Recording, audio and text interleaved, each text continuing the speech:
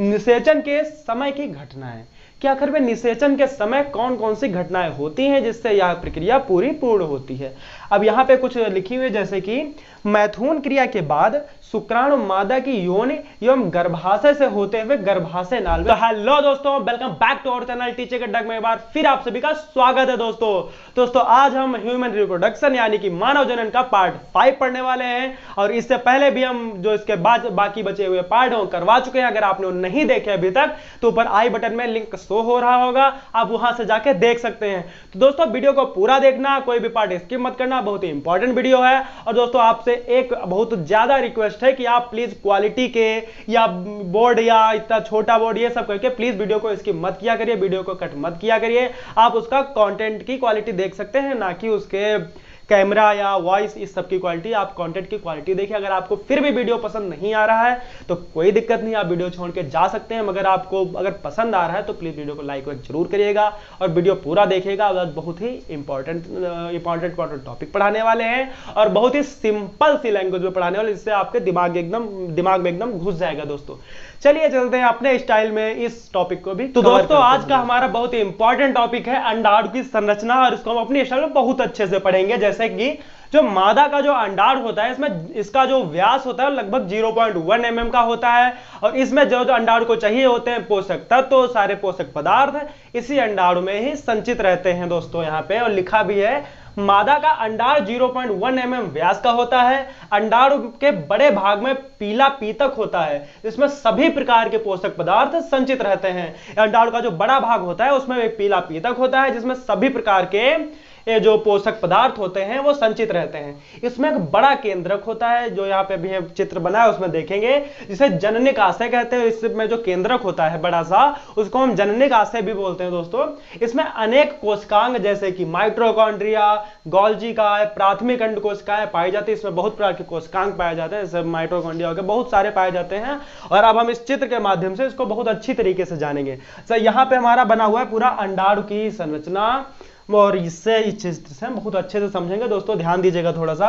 यहाँ पे जो ये पार्ट दिख रहा होगा आपको, ए वाला, इसको हम क्या बोलते हैं दोस्तों? इसको हम बोलते हैं पीतक कला। हिंदी में लिखा हुआ है यहाँ पे पीतक कला।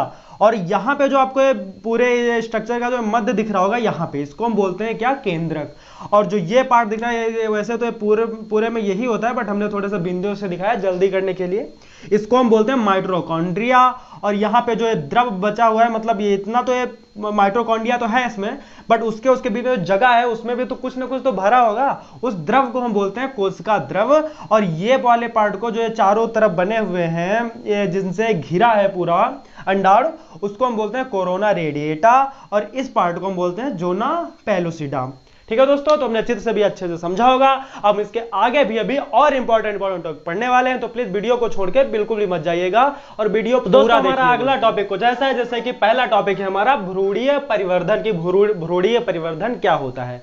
अब जैसे हमको इसको बहुत बारीकी से समझेंगे तो यार निषेचन के बाद भ्रूण में होने वाली परिवर्तनों की श्रृंखला है, जिसके फलस्वरूप भ्रूण एक वयस्क जीव में परिवर्तित होता है। अब सर निषेचन के बाद उसमें काफी सारे परिवर्तन होते हैं ना, तभी तो एक वयस्क जीव में बदलता है। तो उसी परिवर्तन की श्रृंखला को हम क्या कहते हैं? भ्रूणीय परिवर्धन कहते हैं। दोस्तों बहुत अच्छे से समझिएगा। और अगला पॉइंट हमारा है निषेचन, इसको भी बहुत अच्छे से समझिएगा, बहुत ही इंपॉर्टेंट है। नर युग्मक तथा मादा युग्मक के परस्पर संलयन से युग्मनज निर्माण को ही निषेचन कहते हैं। इसमें गुणसूत्रों की संख्या द्विगुणित हो जाती है। अब से नर युग्मक तथा मादा युग्मक का जो परस्पर संलयन होता है, जो परस्पर मिलाप होता है, उनके मिलने के बाद युग्मनज निर्माण को ही हम क्या कहते हैं? निषेचन कहते हैं। और इसमें जो ये गुणसूत्र है, इनकी संख्या जो द्विगुणित हो जाती है। अब इसको भी हम समझेंगे ऐसे कि देखिए यहाँ पर जो मादा युग्मनज होता है, जैसे अंडाणु का यन हो गया, इसका शुक्राणु में भी यन है। अब 23 गुणसूत्र इसमें, 23 गुणसूत्र इसमें है। बट जब इनका संलयन होगा, इनमें निषेचन कराया जाएगा, तो क्या हो जाएगा? 2n हो जाएगा। यन और यन क्या हो जाएगा? 2n हो जाएगा। और 23 गुणसूत्र है, तो गुणसूत्र कितने हो जाएंगे दोस्तों? यहाँ पे 46 गुणसूत्र हो जाएंगे। तो इसको भी बहुत अच्छे से समझिएगा, बहुत अच्छे से याद करिएगा, बहुत ही इंपॉर्टेंट है। और हमारा अगला टॉपिक है कि शुक्राणुओं का अंड की ओर गमन। मतलब शुक्राणुओं का अंड की ओर गमन कैसे होता है, क्या प्रक्रिया रहती है? तो मतलब मैथुन क्रिया के समय शिश्न के रुधिर अवकाशों में रुधिर भर जाने से शिश्न कड़ा हो जाता है। मतलब जो मैथुन क्रिया होती है तो जहां पर शिश्न में रुधिर नहीं भी होता है वहां पे भी रुधिर भर जाता है, जिससे कि शिश्न है जो कड़ा हो जाता है दोस्तों। और हमारा जो अगला टॉपिक है वो फर्टिलाइजिन तथा एंटी फर्टिलाइजिन अभिक्रिया, कि एक फर्टिलाइजिन और एंटी फर्टिलाइजिन नाम की अभिक्रिया होती है बायोलॉजी में, उसको ही आज हम बहुत अच्छे से पढ़ेंगे। इसमें क्या होता है, इसमें अंडाणु द्वारा फर्टिलाइजिन तथा शुक्राणु द्वारा एंटी फर्टिलाइजिन रासायनिक कारक का स्रावण होता है। इसमें अंडाणु द्वारा एंटी फर्टिलाइजिन तथा शुक्राणु द्वारा अंडाणु द्वारा फर्टिलाइजिन तथा शुक्राणुओं द्वारा एंटी फर्टिलाइजिन का स्रावण होता है, जिससे यह अभिक्रिया पूर्ण होती है। अब हमारा लास्ट टॉपिक है और सबसे इंपॉर्टेंट टॉपिक है निषेचन के समय की घटनाएं, कि आखिर में निषेचन के समय कौन कौन सी घटनाएं होती हैं जिससे यह प्रक्रिया पूर्ण होती है। अब यहाँ पे कुछ लिखी हुई, जैसे कि मैथुन क्रिया के बाद शुक्राणु मादा की योनि एवं गर्भाशय से होते हुए गर्भाशय नाल में पहुंच जाते हैं। जैसे जब मैथुन क्रिया पूरी तरीके से कंप्लीट हो जाती है तो जो नर युग्मक के जो है शुक्राणु होते हैं या मादा की योनि एवं गर्भाशय से होते हुए गर्भाशय नाल में पहुंच जाते हैं दोस्तों। परंतु अंडाणु अपनी मूल दशा में निषेचन नहीं कर सकते, मगर जो अंडाणु की मूल अवस्था होती है, मूल दशा होती है, उसमें अंडाणु निषेचन नहीं कर सकते। तो उसमें क्या होता है, आगे निषेचन योग्य होने के लिए इसमें कुछ परिवर्तनों की जरूरत होती है।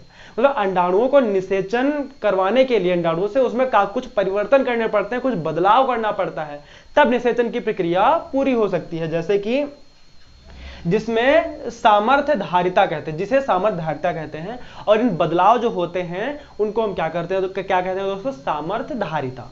और इसमें क्या होता है, इन परिवर्तनों के फलस्वरूप जब हम ये परिवर्तन पूरे करा देते हैं, इन परिवर्तनों के फलस्वरूप एक्रोसोम पर से ग्लाइकोप्रोटीन स्तर हट जाती है और निषेचन योग्य हो जाती है। अब आपने शुक्राणुओं का जो स्ट्रक्चर वो देखा होगा कि उस पर जो टोपी बनी होती है वो एक्रोसोम की बनी होती है, और जब ये परिवर्तन होते हैं तो जो एक्रोसोम की टोपी होती है वह वहां से हट जाती है और ग्लाइकोप्रोटीन जो एक नाम का हार्मोन होता है वो हट जाता है, और जिससे जो ये होता है अंडाणु और निषेचन योग्य हो जाता है दोस्तों। तो हमने इस कठिन से कठिन टॉपिक को बहुत ही आसान बनाया है अपनी सिंपल भाषा से, और आपको समझाने के लिए हमने यहाँ पे जितना हो सका उसको तोड़ तोड़ के लाए हैं और अलग अलग से परिभाषाएं ढूंढ के लाए हैं दोस्तों। तो प्लीज मेहनत के लिए, इतनी सारी मेहनत कर रहे हैं आपके लिए, तो प्लीज आप भी थोड़ा सा, जिसमें आपका कोई भी पैसा भी नहीं लगना है, वीडियो को लाइक कर दीजिए, कमेंट कर दीजिए अपना फेवरेट पार्ट, वीडियो को अपने दोस्तों के साथ शेयर करिए, और चैनल को सब्सक्राइब करना तो बिल्कुल भी मत भूलिए, जिससे आपको भी हमारे वीडियो के अगले नोटिफिकेशन मिलेंगे और हमको भी अगले वीडियो बनाने के लिए मोटिवेशन मिलेगा। तो दोस्तों प्लीज वीडियो को लाइक, शेयर और सब्सक्राइब जरूर करें। मिलते हैं किसी ऐसे ही मजेदार सी वीडियो में, लगभग शायद एक पार्ट और बनेगा इसका। तब तक के लिए बाय बाय और थैंक्स फॉर वॉचिंग वीडियो।